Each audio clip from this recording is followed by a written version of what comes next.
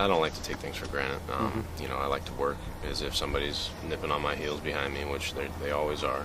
Everybody has that same problem.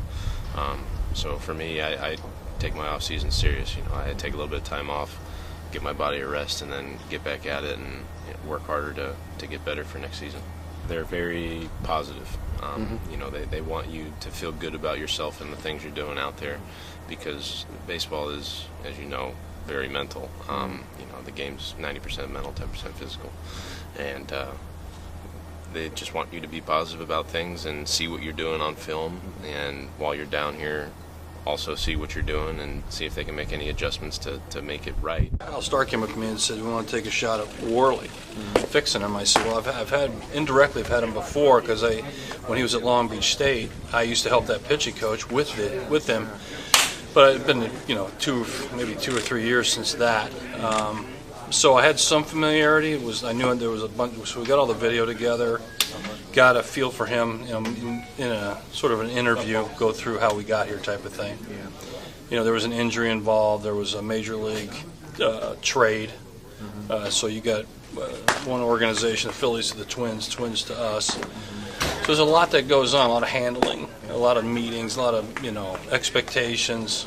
And his story was, not to get into it all, but his story was one of the reasons why he was damaged at the time. So the rehab didn't go well for him that he did, and so we had to redo it. So we used April. I used all April to sort of have a spring training again and find out where he lost his delivery.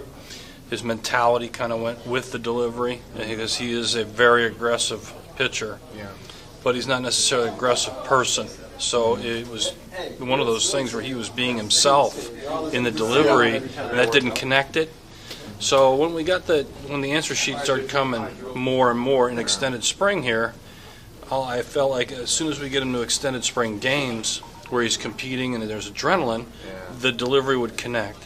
And it took you know, 2 extended spring games and a lot of talking in between and the bullpens in between, and he got it. And as soon as I felt he got it, and he felt like he was on board with how he felt, I said, let's get him right to AAA and just keep it going, and we'll get the information. Mitch and Tom Filer and Dean Trainer's a huge impact on all the pitching in AAA as well.